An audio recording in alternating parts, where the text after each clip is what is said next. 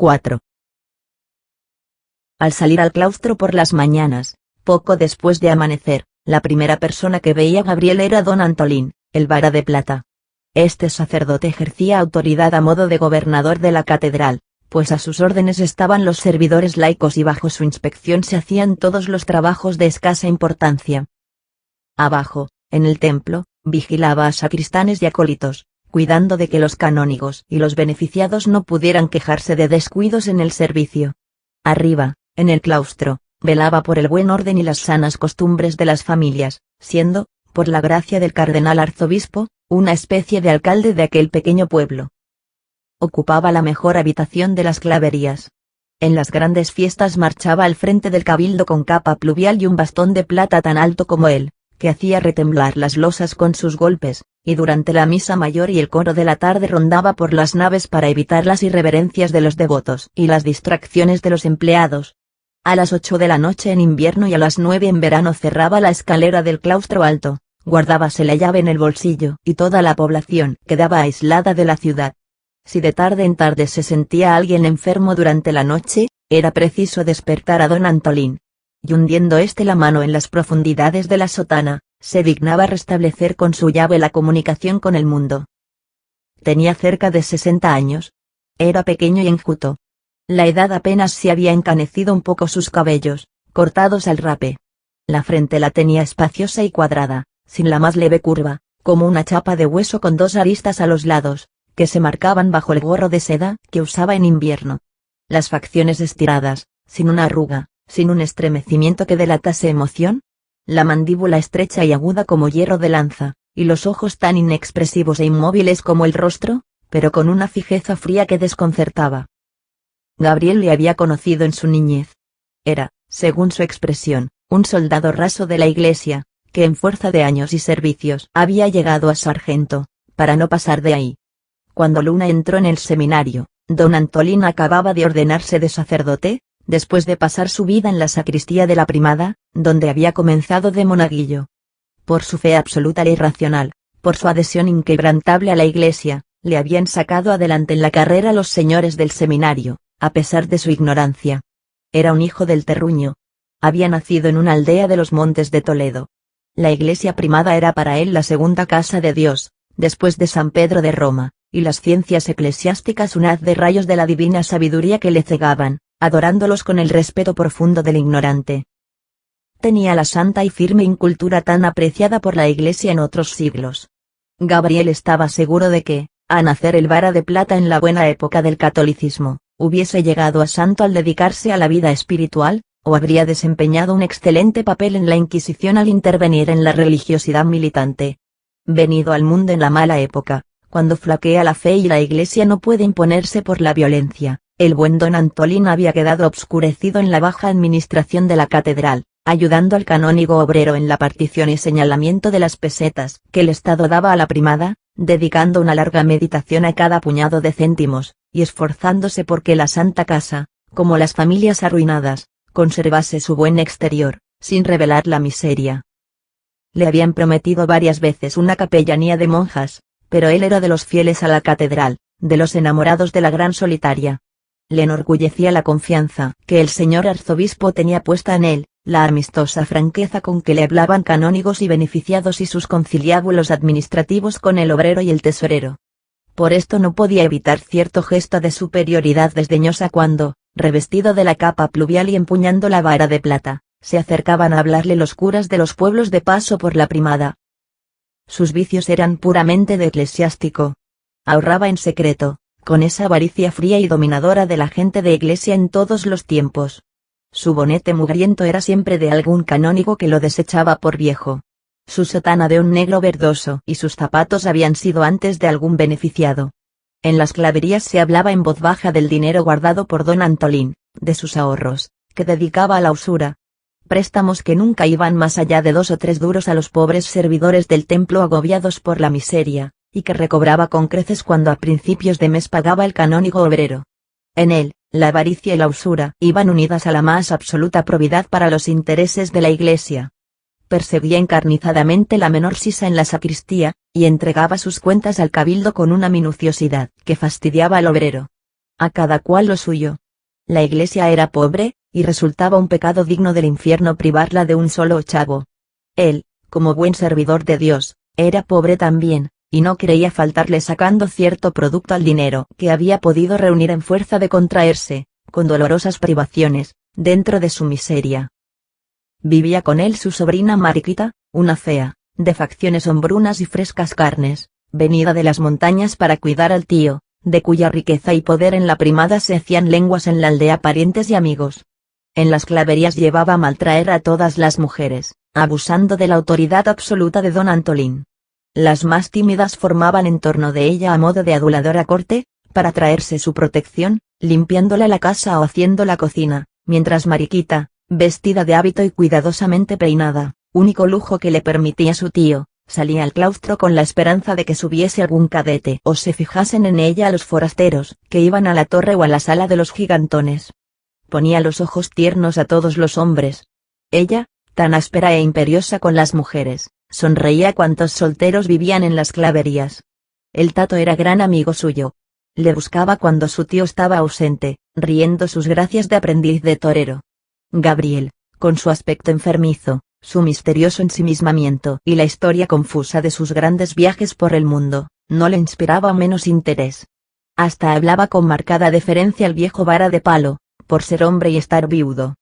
Como decía el perrero, los pantalones volvían loca a la pobre en aquella casa donde la mayor parte de los hombres llevaban faldas. Don Antolín había conocido a Gabriel siendo niño y le tuteaba. En el cura ignorante subsistía aún el recuerdo de los grandes triunfos alcanzados por Luna en el seminario, y al verle pobre y enfermo, refugiado en la catedral casi de limosna, su tuteo de superioridad no estaba exento de cierta admiración. Gabriel, por su parte, temía al vara de plata, conociendo su fanatismo intolerante. Por esto se limitaba a escucharle, cuidando de que en sus conversaciones no se deslizara una palabra que revelase su pasado. Sería el primero en pedir su expulsión de la catedral, y él deseaba vivir en ella desconocido y en silencio. Al encontrarse por las mañanas en el claustro los dos hombres, se abordaban con la misma pregunta. ¿Cómo va esa salud? Gabriel se mostraba optimista. Sabía que su dolencia no tenía remedio. Pero aquella vida sosegada y sin emociones, y el cuidado continuo de su hermano, alimentándolo casi a la fuerza a todas horas, como a un pájaro, había puesto un puntal a su salud ruinosa. El curso de la enfermedad era más lento, la muerte tropezaba con obstáculos. Estoy mejor, don Antolín. ¿Y ayer? ¿Qué tal fue el día? El vara de plata hundía sus manos sucias y huesosas en las profundidades de la sotana, sacando 3 gruesos talonarios, uno rojo, otro verde y el tercero blanco. Pasaba las hojas, consultando los folios de las que llevaba arrancadas. Acariciaba respetuosamente las libretas, como si fuesen más importantes para el culto que los grandes libros del coro. Día flojo, Gabriel. Estamos en invierno, y ahora viaja poca gente. La gran temporada es en primavera, cuando, según dicen, entran los ingleses por Gibraltar. Van a la feria de Sevilla y vienen después a echar una vista a nuestra catedral. Además, la gente de Madrid sale con el buen tiempo, y aunque a regañadientes, afloja la mosca por ver los gigantones y la campana gorda. Da gusto entonces despachar papeletas. Ha habido día, Gabriel, que he recogido 80 duros. Me acuerdo, fue en el último corpus. Mariquita tuvo que recoserme los bolsillos de la sotana, que se rompían con el peso de tantas pesetas. Fue una bendición del Señor. Y miraba tristemente los talonarios, como lamentando que pasasen los días del invierno sin cortar más que alguna que otra hoja. Esta tarea de expender papeletas de entrada para ver las riquezas y curiosidades de la catedral llenaba su pensamiento. Era la salvación de la Iglesia, el procedimiento moderno para llevarla adelante, y él se sentía orgulloso de desempeñar esta función, que le convertía en el órgano más importante de la vida del templo. ¿Ves estas papeletas verdes? Dijo a Gabriel. Pues son las más caras, 2 pesetas cuesta cada una. Con ellas puede verse lo más importante, el tesoro, la capilla de la Virgen, el ochavo con sus reliquias, únicas en el mundo. Las de las otras catedrales son porquerías si se comparan con las nuestras. Mentiras, inventadas muchas de ellas por la envidia que inspira nuestra iglesia primada. ¿Ves estas otras que son rojas? Pues solo cuestan 6 reales, y con ellas pueden visitarse las sacristías, el guardarropa, las capillas de don Álvaro de Luna y del cardenal Albornoz, y la sala capitular, con sus 2 filas de retratos de arzobispos, que son una maravilla. ¿Quién no se rasca el bolsillo por ver tales portentos? Después añadió, designando el último talonario con cierto desprecio: estas blancas solo valen 2 reales. Son para ver los gigantones y las campanas. Se venden muchas entre la gente menuda que viene a la catedral en días de fiesta. ¿Querrás creer que aún hay judíos que protestan y dicen que esto es un robo? El otro día, 3 soldados de la academia, que vinieron con unos parditos a ver los gigantones, armaron un escándalo porque no les dejaban entrar por un perro gordo. Como si pidiésemos limosna. Se van muchos echando pestes contra la iglesia, lo mismo que si fuesen herejes, y en la escalera pintan con carbón cosas abominables o escriben palabras obscenas. ¿Qué tiempos? Gabriel? Luna sonreía silencioso, y animado el vara de plata por este mutismo, que le parecía de conformidad, añadió con cierto orgullo: esto de las papeletas lo inventé yo. Es decir, realmente no fui yo el inventor, pero a mí se debe su establecimiento en esta casa. Tú has corrido mucho y habrás visto en esos países de extranjís que todo puede visitarse. Pero pagando. El señor cardenal anterior a este, que en santa gloria esté, y se llevó la mano al bonete, también había corrido muchas tierras.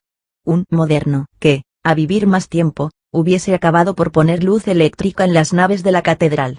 Yo le oí en cierta ocasión hablar de lo que se hacía en los museos y demás edificios notables allá en Roma y en otras ciudades, la entrada libre a todas horas, pero pagando. Una gran comodidad para el público, que no necesita de recomendaciones para ver las cosas. Y un día que el obrero y yo nos roíamos las uñas viendo que esas 1000 y pico de pesetas puercas, Dios me perdone, que nos da el desdichado Estado no bastaban para finalizar el mes, propuse mi idea. ¿Querrás creer que hubo en el cabildo señores que se opusieron? Ciertos canónigos jóvenes hablaron de los mercaderes del templo. Tú ya sabes quiénes eran, unos judíos a los que corrió el señor con la cuerda en la mano por no sé qué perrerías. Otros más viejos alegaron que la catedral había tenido abiertas sus maravillas a todos durante siglos, y así había de seguir. Tendrían razón todos los señores, pues no se llega a canónigo sin talento. Pero intervino el cardenal difunto, que de Dios goce, otro golpe de bonete, y el cabildo hubo de aceptar la reforma a regañadientes, y acabará por aplaudirla. A cualquiera le amarga un dulce. ¿Sabes cuánto dinero le entregué al señor cardenal el año pasado? Más de 3000 duros, casi tanto como nos da el Estado pecador. Y esto sin perjuicio para nadie. El público paga, mira y se marcha. De todos modos, son aves de paso, que solo vienen una vez, el que se vaya no vuelve. Y que son 4 míseras pesetas, cuando por ellas se ve uno de los templos más gloriosos de la cristiandad, la cuna del catolicismo español, la Catedral de Toledo. Como quien dice nada. Paseaban los 2 hombres por el claustro, siguiendo el lado que a aquella hora matinal caldeaba el sol. El clérigo se había guardado los talonarios.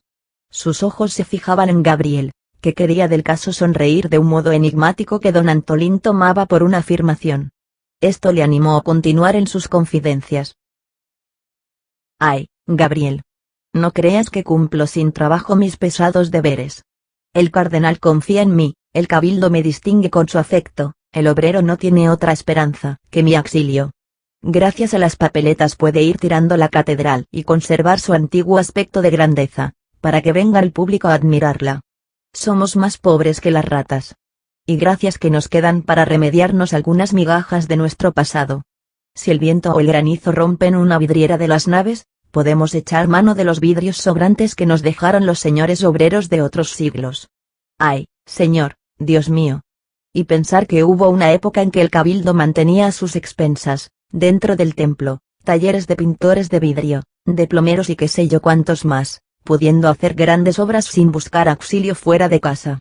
Si se rompe una casulla, aún nos quedan para componer latiras bordadas con santos y flores, que son una maravilla. Pero, ¿y cuando todo esto se acabe? ¿Cuando se rompa el último vidrio de repuesto y se agoten los retales de la obrería? Habrá que poner vidrios blancos y baratos en los ventanales para que no entren el viento y la lluvia. La catedral parecerá una casa de huéspedes. Que el Señor me perdone la comparación. Y los sacerdotes de la primada alabarán a Dios vestidos como el capellán de una ermita. y don Antolín reía sarcásticamente, como si este porvenir por él evocado fuese un absurdo contrario a las leyes eternas. Y no creas, continuó, que aquí se despilfarra ni se deja de hacer dinero de todo lo utilizable. El jardín, que tantos años fue de tu familia, lo dio en arrendamiento el cabildo desde la muerte de tu hermano. 20 duros al año paga tu tía Tomasa para que lo explote su hijo, y eso porque, como sabes, la vieja es gran amiga de su eminencia, pues le conoce desde niño. Yo ando como un alzacán por el templo y los claustros, vigilándolo todo para que no se hagan trampas, pues aquí hay gente joven y ligera que no es de fiar. Tan pronto estoy en el 8avo, viendo si tu sobrino el Tato ha pedido la papeleta a los forasteros, pues es muy capaz de dejarlos entrar gratis para que le den propina, como subo al claustro para vigilar a ese zapatrín que enseñan los gigantones. A mí no me la pegan. Nadie se escapa sin pagar. Pero, ay, hace tiempo que no celebro. Tú me ves a mediodía, cuando se cierra la catedral, leyendo mis horas apresuradamente por el claustro, pendiente del reloj para bajar así que abren de nuevo el templo y vienen los forasteros a ver el tesoro. Esto no es vida de católico, y si Dios no me tomase en cuenta, que lo hago todo por la gloria de su casa, creo que hasta perdería mi alma. Pasearon largo rato en silencio los dos hombres. Pero don Antolín no podía callar fácilmente cuando se trataba de la vida económica de la primada. Y pensar, Gabriel, continuó, que siendo lo que hemos sido en otros tiempos, nos vemos así. Tú y la mayoría de los que aquí viven no tenéis idea de lo rica que ha sido esta casa. Tanto como un rey, y en algunos tiempos, más. De muchacho sabías tú, como nadie, la historia de nuestros gloriosos arzobispos, pero de la fortuna que amasaron para Dios, ni una palabra. A vosotros los sabios no os da por estas materialidades. ¿Conoces las donaciones que reyes y grandes señores hicieron en vida a nuestra catedral y las herencias que le dedicaron en la hora de la muerte? ¿Qué has de conocer? Yo lo sé todo. Me he enterado en la obrería, en el archivo, en la biblioteca.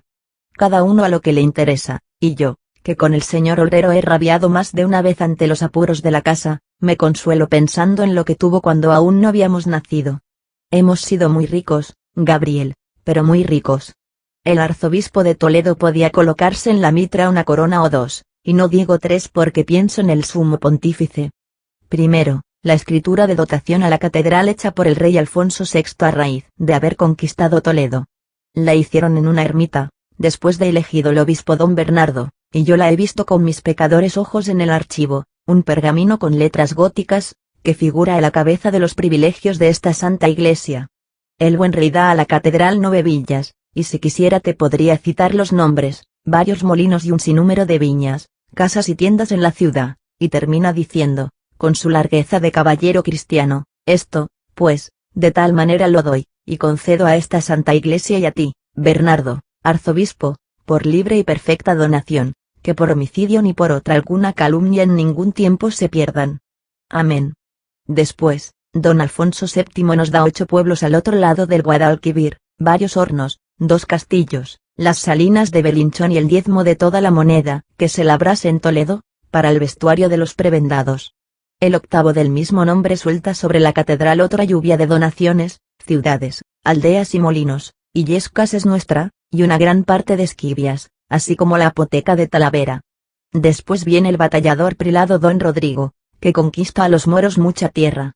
La catedral posee un principado, el adelantamiento de Cazorla, con poblaciones como Baza, Niebla y Alcaraz.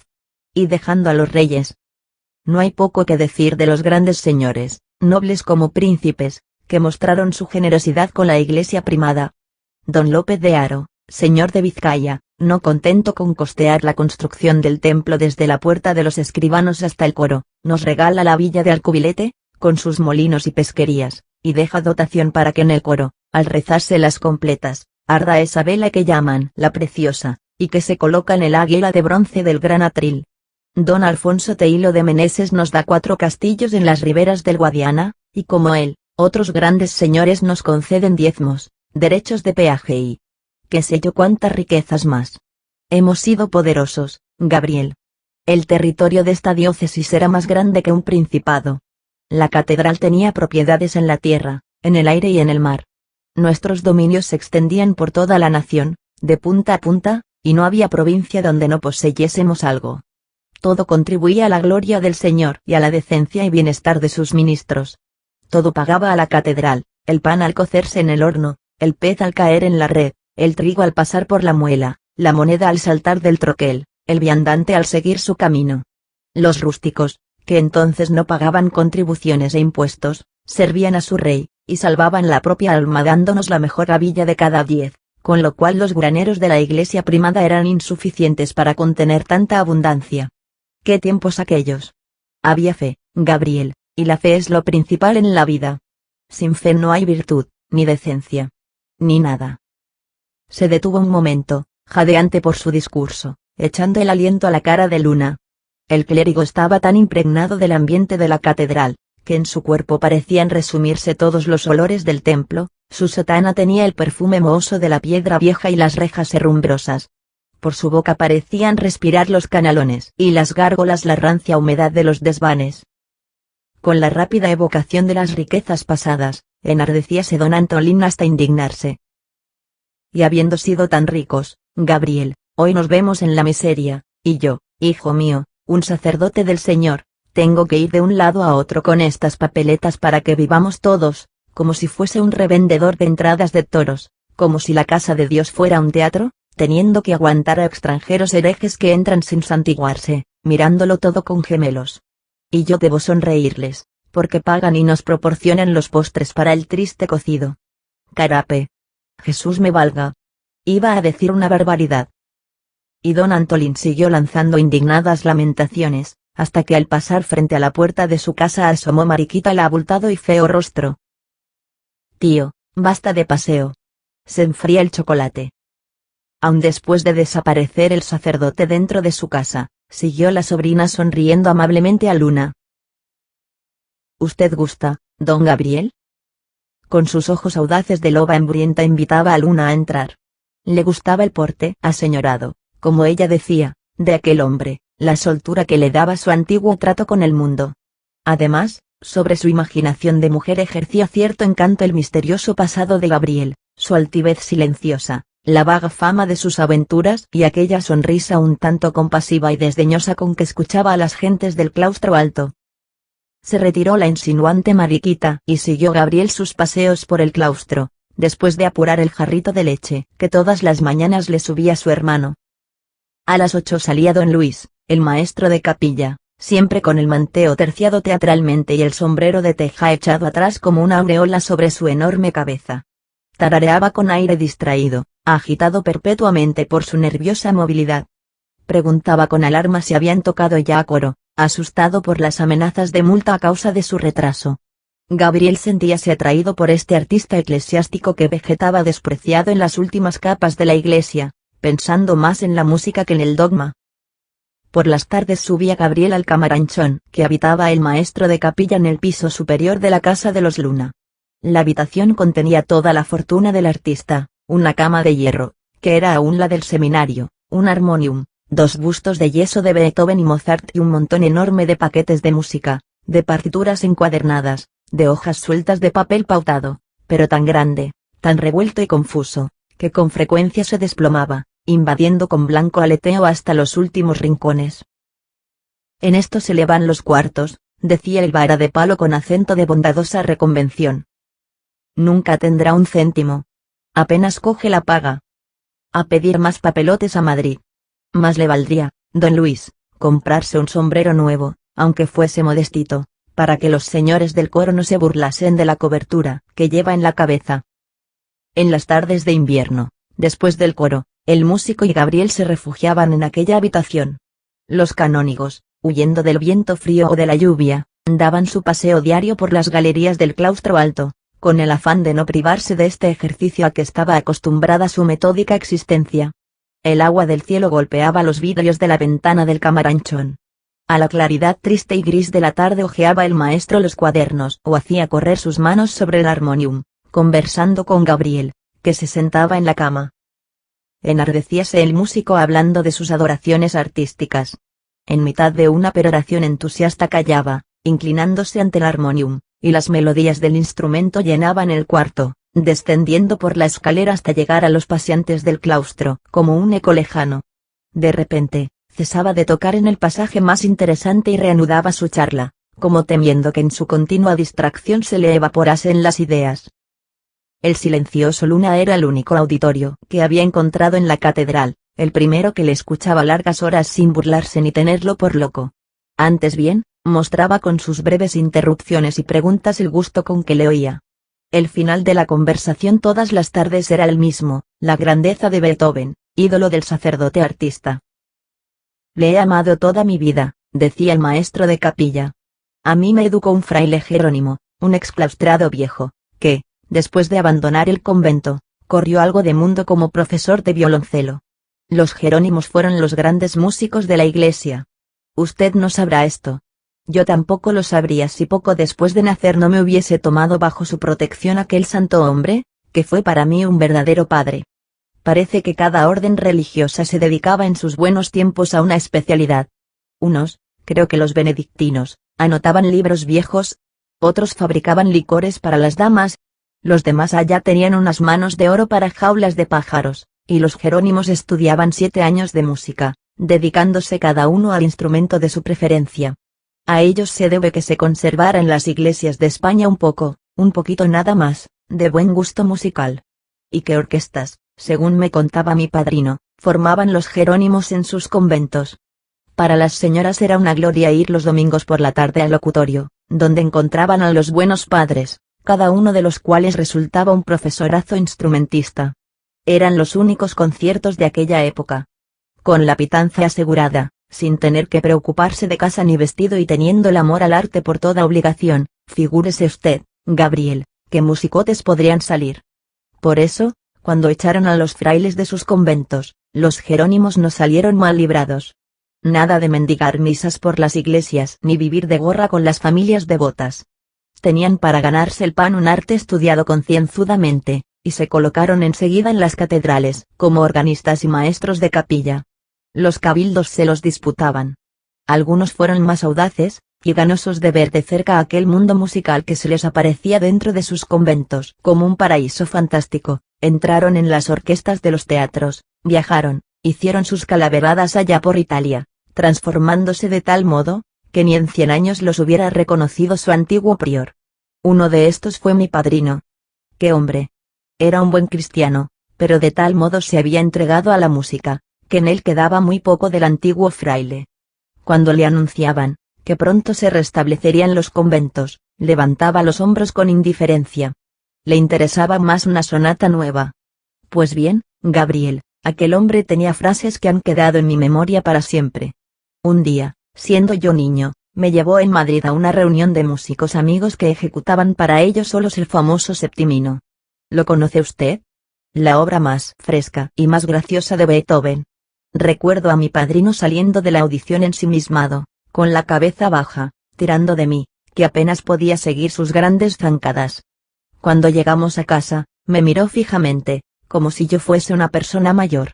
Oye, Luis, me dijo, y acuérdate bien de esto. En el mundo no hay más que un Señor, nuestro Señor Jesucristo, y 2 señoritos, Galileo y Beethoven. El músico miró amorosamente el busto de yeso que desde una rinconera contemplaba el cuartucho con entrecejo de león y ojos huraños de sordo. Yo no conozco a Galileo, continuó don Luis. Sé que fue un sabio, un genio de la ciencia. No soy más que un músico y entiendo poco de estas cosas. Pero a Beethoven lo adoro, y creo que mi padrino se quedó corto. Es un dios, es el hombre más extraordinario que ha producido el mundo. ¿No lo cree usted así, Gabriel? Vibrantes sus nervios por el entusiasmo, poníase de pie y paseaba por la habitación, pisoteando los papeles esparcidos por el suelo. Ah, cómo le envidio a usted, Gabriel, que ha corrido mundo y ha oído tan buenas cosas. La otra noche no pude dormir pensando en lo que usted me contó de su vida en París, aquellas tardes de los domingos, tan hermosas, corriendo después de almorzar, unas veces a los conciertos de la Morex, otras a los de Colonna, dándose un hartazgo de sublimidad. Y yo aquí encerrado, sin otra esperanza que dirigir alguna mesita rossiniana en las grandes festividades. Mi único consuelo es leer música, enterarme por la lectura de las grandes obras que tantos tontos oirán en las ciudades dormitando o aburriéndose. Ahí tengo en ese montón las 9 sinfonías del hombre, sus innumerables sonatas, su misa, y con él a Haydn, a Mozart, a Mendelssohn, a todos los grandes tíos, en una palabra. Hasta tengo a Wagner. Los leo, toco en el armonium lo que es posible. ¿Y qué? Es como si a un ciego le describieran con gran elocuencia el dibujo de un cuadro y sus colores. Enterrado en este claustro, sé, como el ciego, que hay en el mundo cosas muy hermosas. Pero de oídas. El maestro de capilla guardaba del año anterior un recuerdo de felicidad, y hablaba de él con entusiasmo. Por indicación del cardenal arzobispo, había ido a Madrid a formar parte de un tribunal de oposiciones para organistas. Fue la gran temporada, Gabriel, la mejor de mi vida. Una noche conocí a Wagner, pero sin tapujos, como quien dice en su propia salsa. Vestido con ropas de un violinista amigo que algunas veces toca en las fiestas de Toledo, oí la Walkiria en el Paraíso del Real. Otra noche asistí a un concierto. La gran noche, Gabriel. Como quien dice nada. La 9ª sinfonía de este tío feo, de este sordo mal genio que está escuchándonos. Y de un salto, el músico llegó hasta el busto, besándolo con humildad infantil, como un niño acaricia al padre ceñudo e imponente. Usted conoce la 9ª sinfonía, ¿verdad, Gabriel? ¿Y qué experimentó usted al oírla? A mí, con la música me ocurren cosas raras, cierro los ojos y veo paisajes desconocidos, caras extrañas. Y es notable que tantas veces, como oigo las mismas obras, se repiten idénticas visiones. Si hablo de esto con las gentes de abajo, me llaman loco. Pero usted es de los míos, y no temo que se burle. Hay pasajes musicales que me hacen ver el mar, azul, inmenso, con olas de plata, y eso que yo nunca he visto el mar. Otras obras desarrollan ante mí bosques, castillos, grupos de pastores y rebaños blancos. Con Schubert veo siempre dúos de amantes suspirando al pie de un tilo, y ciertos músicos franceses hacen desfilar por mi imaginación hermosas señoras que pasean entre parterres de rosales vestidas de color violeta, siempre violeta. ¿Y usted, Gabriel? ¿No ve cosas? El anarquista asintió. Sí. También despertaba en él la música un mundo fantástico, de visiones más bellas que la realidad. Yo, continuó el sacerdote, me acuerdo de lo que me hizo ver la 9ª, lo veo ahora con solo tararear algunos de sus pasajes. Oh, aquel scherzo tan gracioso, con sus originales trémolos de timbal. Me parece, oyéndolo, que Dios y su corte de santos han salido del cielo a dar un paseo, dejando a los angelitos dueños de la casa. Amplia libertad. Juerga general. La celeste chiquillería, sin respeto alguno, salta de nube en nube, se entretiene en deshojar sobre la tierra las guirnaldas de flores que han dejado olvidadas las santas. Uno abre el compartimiento de la lluvia y la hace caer sobre el mundo. Otro se acerca a la llave de los truenos y la toca. Redoble espeluznante que turba el jugueteo y los pone en fuga. Pero vuelven otra vez y continúa la ronda graciosa, repitiéndose de nuevo las ruidosas travesuras cortadas por los truenos. ¿Y el adagio?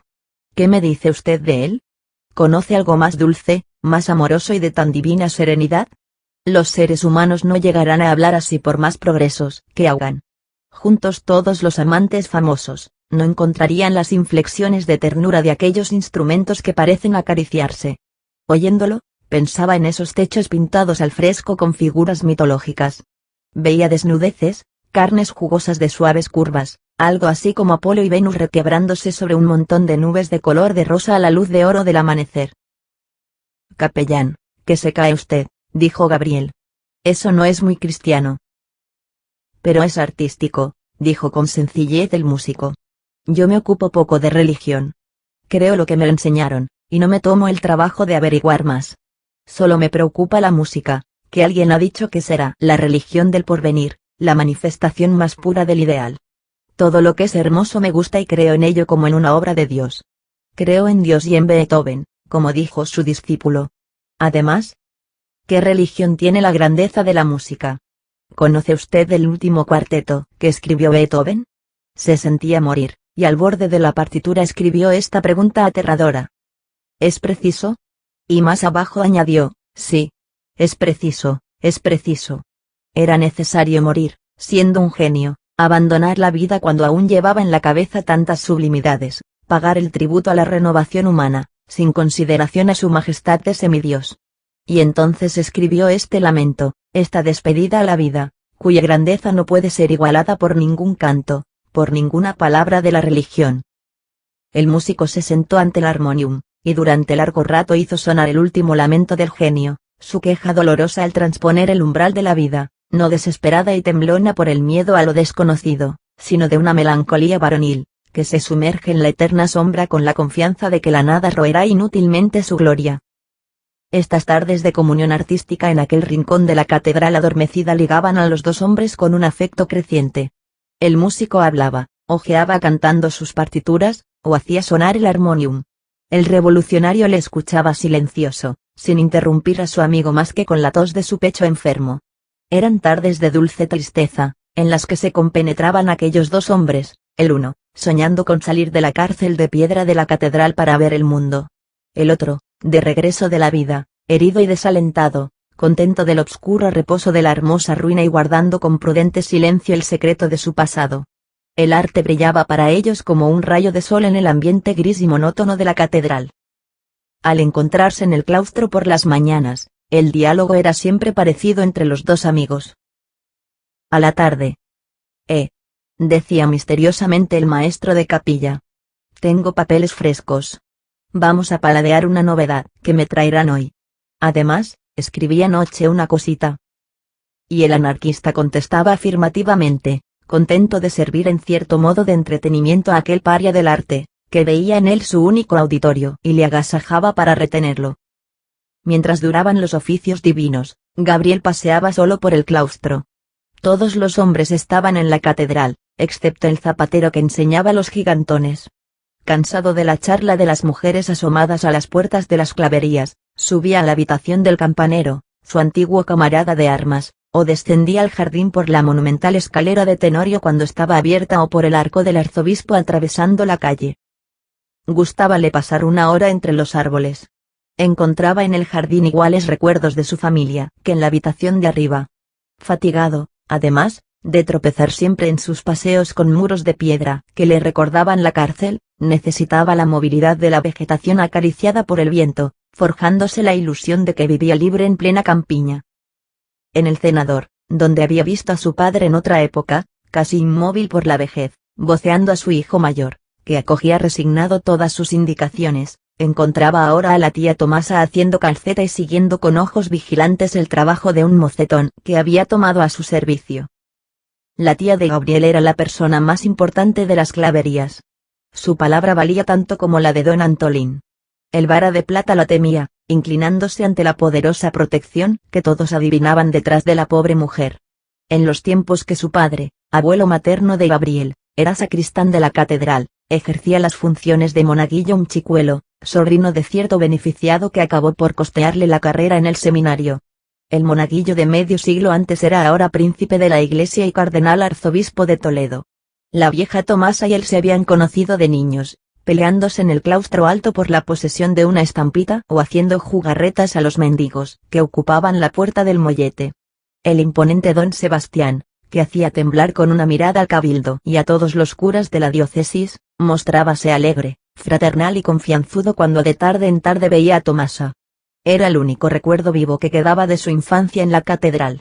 Besábale la vieja el anillo con gran reverencia, pero a continuación le hablaba como a un individuo de su familia, faltándola poco para tutearle. El cardenal, rodeado a todas horas por el temor y la adulación, necesitaba de vez en cuando el trato franco y descuidado de la jardinera. Según afirmaban las gentes de la catedral, la señora Tomasa era la única que podía decirle las verdades cara a cara a su eminencia. Y los vecinos de las claverías sentían halagado su orgullo de parias cuando veían al príncipe eclesiástico arrastrar su sotana de vivos rojos por los andenes de piedra para sentarse en el cenador y charlar más de una hora con la vieja, mientras los familiares permanecían respetuosamente de pie en la puerta de la verja. A Tomasa no le enorgullecía este honor. Para ella, el príncipe eclesiástico no era más que un compañero de la infancia que había tenido cierta suerte. Con acento agudo lo sumo, era don Sebastián, sin pasar más adelante en tratamientos y fórmulas de respeto. Pero su familia sabía aprovecharse de esta amistad, especialmente su yerno, el azul de la Virgen, un camándulas, según decía la vieja, que hacía dinero hasta de las telarañas del templo. Una hormiga insaciable que, valiéndose de la amistad del cardenal y su suegra, iba adquiriendo nuevos privilegios, sin que sacerdotes y sacristanes osasen la menor protesta contra él viéndole tan bien protegido. Gabriel gustaba mucho del trato con su tía. Era la única persona nacida en el claustro que parecía haberse librado del influjo adormecedor del templo.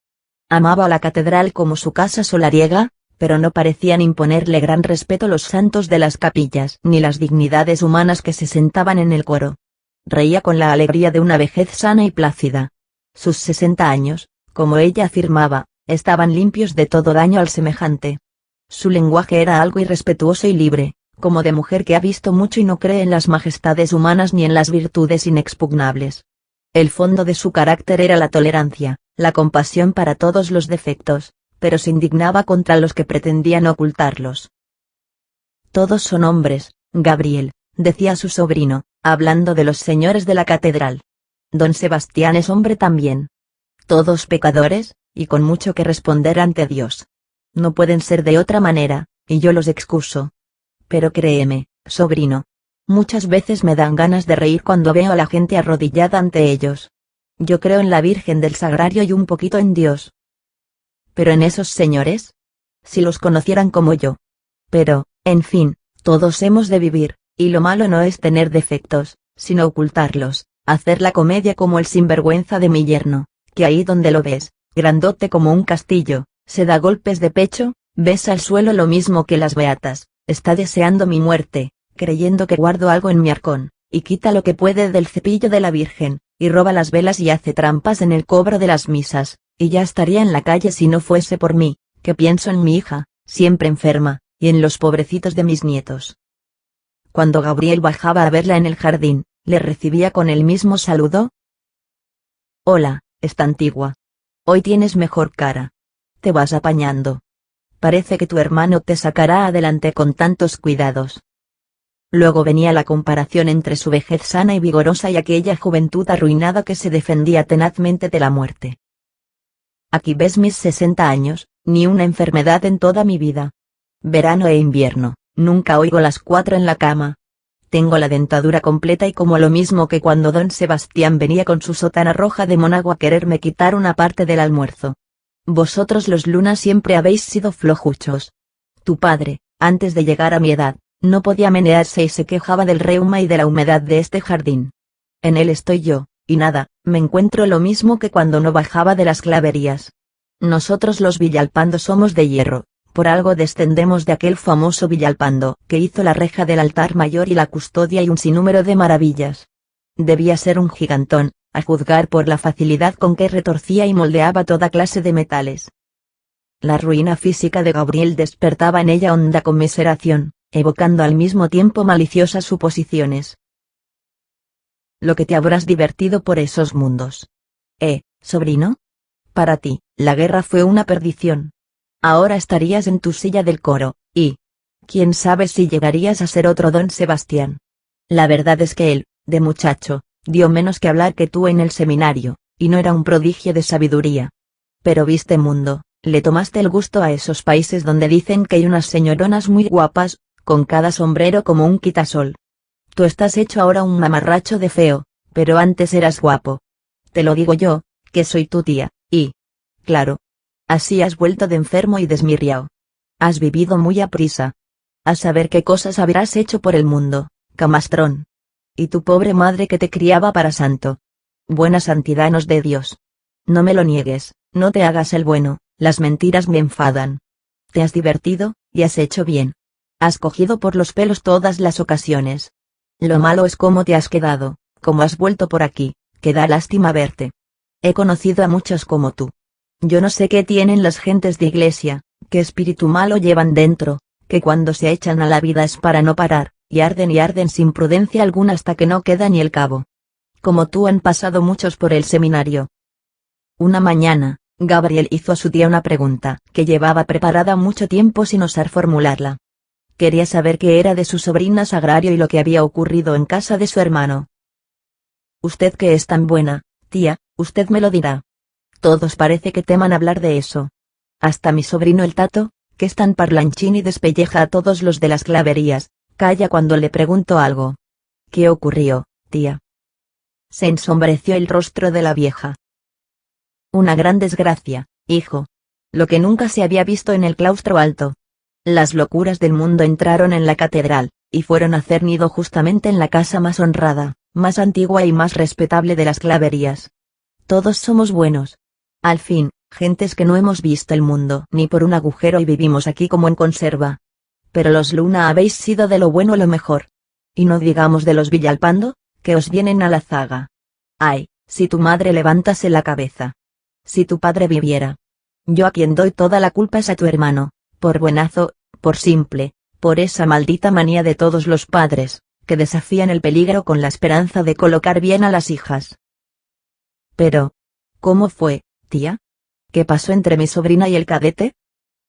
Lo que pasa con frecuencia en el mundo y aquí no había ocurrido nunca. 1000 veces le sermoneé a tu hermano, mira, Esteban, que ese señorito no es para tu hija. Muy simpático, muy vivaracho, llevando el uniforme de la academia como nadie y capitaneando el grupo más endiablado de cadetes en sus calaveradas por toda la ciudad. Además, hijo de una gran familia. Señorones adinerados que nunca le dejaban ir por Toledo con el bolsillo vacío.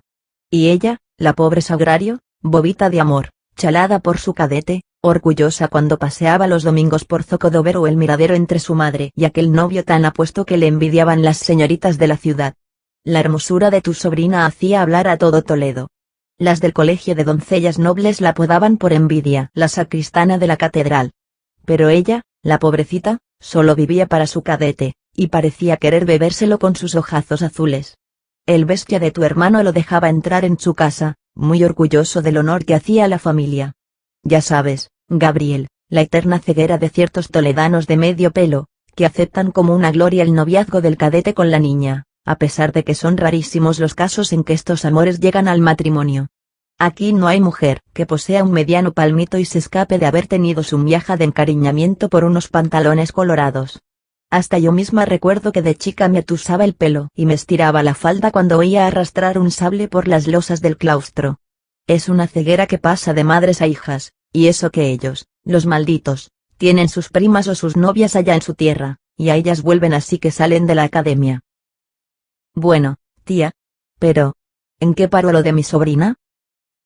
Cuando el tal señorito salió teniente, su familia consiguió que lo destinaran a Madrid. La despedida fue cosa de teatro. Yo creo que hasta el bragazas de tu hermano y la simple de su mujer, que en gloria esté, lloraron como si fueran ellos la novia.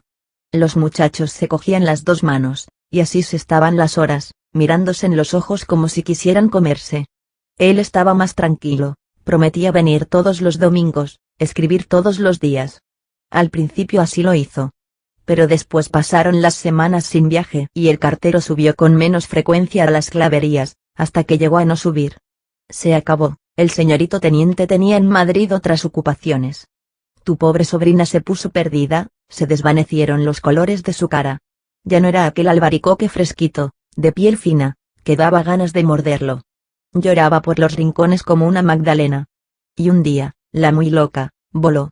Y hasta ahora. Pero, ¿a dónde fue? ¿No la buscaron? Tu hermano se puso perdido. Pobre Esteban. Algunas noches lo sorprendimos en ropas menores en el claustro alto, tieso como un poste, mirando al cielo fijamente con unos ojos que parecían de vidrio. No había que hablarle de buscar a la chica, se enfurecía. El escándalo estaba dado, y no quería agravarlo recogiéndola, haciendo entrar a una perdida en la iglesia primada, en la honrada casa de los Luna. Más de un año estuvimos en las claverías, como aplastados por este suceso. Parecía que todos llevábamos luto. Ya ves, ocurrir esto en la catedral, aquí, donde pasan los años en santa tranquilidad, sin que nos digamos una palabra más alta que la otra. Yo me acordé entonces de ti. Parecía imposible que de los Luna, tan tranquilos y formalotes, hubiese podido salir una muchacha con rebaños bastantes para escapar a ese Madrid, donde nunca había estado, juntándose con su hombre, sin miedo a Dios y a las gentes. ¿A quién podía parecérsele la mosquita muerta? A su tío, a Gabriel, que iba para santo, y sin embargo, después de hacer la guerra como un lobo, rodaba por el mundo lo mismo que los gitanos. Gabriel no protestó del concepto que la tía se forjaba de su pasado. ¿Y después de la fuga? ¿Qué ha sabido usted de la chica? Al principio, mucho. Después, ni una palabra. Vivían en Madrid los dos juntos, recatándose de la gente, en santa tranquilidad, como si fuesen marido y mujer. Esto duró algún tiempo, y yo misma, al saber tales cosas, dudaba de mi malicia, pensando si el muy condenado se habría vuelto buena persona y acabaría casándose con Sagrario. Pero al año se terminó todo. Él estaba cansado y la familia intervino para que la calaverada no cortase el porvenir del muchacho. Hasta buscaron a la policía para que, amenazando a la chica, no molestase más al oficialete con sus terquedades de abandonada. Luego, nada sé de cierto. De vez en cuando me han dicho algo los que van a Madrid. La han visto algunos, pero mejor hubiese sido que no la vieran. Una vergüenza, Gabriel. Una deshonra para vuestra familia, que es la mía. Esa infeliz es lo peor de lo peor. Me han dicho que ha estado muy enferma. Creo que aún lo está. Figúrate. Esa vida. Y durante 5 años. Lo que le habrá ocurrido a la infeliz. Y pensar que es la hija de mi hermana. Hablaba la señora Tomasa con voz conmovida. Después, Gabriel, ya sabes lo que ocurrió aquí. Se murió tu pobre cuñada, no sabemos de qué. Fue cosa de pocos días. Tal vez de vergüenza, pues murió diciendo que ella era la culpable de todo. La partía el corazón ver cómo había quedado tu hermano después del suceso. Siempre ha sido Esteban poco cosa, pero luego de lo de su hija quedó como imbécil. Ay, muchacho. También me ha tocado algo a mí. Así como me ves, tan alegre, tan satisfecha de vivir, a ratos se me clava aquí en la frente el recuerdo de esa infeliz, y como mal y duermo peor, pensando que una criatura que al fin lleva mi sangre va perdida por el mundo, sirviendo de juguete a los hombres, sin que nadie la ampare, como si estuviera sola, como si no tuviese familia. La señora Tomasa se pasó por los ojos la punta del delantal. Temblaba su voz, y por sus mejillas enjutas de vieja caían las lágrimas. Tía, usted es muy buena, dijo Gabriel, pero debía preocuparse más de esa infeliz. Había que recogerla, que salvarla. Traerla aquí. Hay que ser misericordioso con las debilidades ajenas, y más aún cuando la víctima es carne nuestra. Ay, hijo. ¿A quién se lo dices? 1000 veces he pensado en esto, pero me da miedo tu hermano. Es un pedazo de pan, pero se vuelve una fiera cuando le hablan de su hija. Aunque la encontrásemos y se la trajésemos, no querría admitirla. Se indigna como si le propusieran un sacrilegio. No podría sufrir con calma su presencia en la casa, que fue de vuestros padres. Además, aunque no lo dice, teme el escándalo de todos los vecinos de las Claverías, que conocen lo ocurrido. Esto es lo más fácil de arreglar. Ya se cuidarán todos de no abrir la boca estando yo de por medio. Pero tu hermano me da miedo. No me atrevo. Yo la ayudaré, dijo con firmeza Gabriel. Busquemos a la chica, y una vez la tengamos, me encargaré yo de Esteban. Dificilillo es encontrarla. Hace tiempo que nada sé de ella. Sin duda los que la ven se privan de decirlo por no darnos disgusto. Pero yo averiguaré. Veremos, Gabriel. Pensaremos en ello. ¿Y los canónigos? ¿Y el cardenal? ¿No se opondrán a que la pobre muchacha vuelva a las Claverías? Va. La cosa ocurrió hace tiempo y pocos se acuerdan. Además, la muchacha podemos llevarla a un convento, para que esté recogidita y tranquila, sin escándalo de nadie. No. Eso no, tía. Es un remedio cruel. No tenemos derecho para salvar a esa pobre a costa de su libertad. Dices bien, afirmó la vieja tras corta reflexión. A mí, esto de los monjíos nunca me ha gustado gran cosa. ¿Dónde mejor que al lado de la familia, para convertirse con el buen ejemplo? La traeremos a casa, si está arrepentida y desea tranquilidad. A la primera que en las Claverías hable algo de ella, le arranco el moño. Mi yerno tal vez finja escandalizarse, pero ya le arreglaré yo la cuenta. Más valiera que no hiciese la vista gorda ante los paseos que Juanito, ese cadete sobrino de don Sebastián, da por el claustro cuando mi nieta se asome a la puerta. El muy mentecato sueña nada menos que con emparentar con el cardenal y que su hija sea generala. Bien podía acordarse de la pobre Sagrario. En cuanto a don Sebastián, descansa, Gabriel. Nada dirá, si es que conseguimos traer a la chica. ¿Y por qué había de decir? Hay que tener caridad con el semejante, y ellos más que nadie. Porque al fin, créeme, Gabriel. Hombres. Nada más que hombres.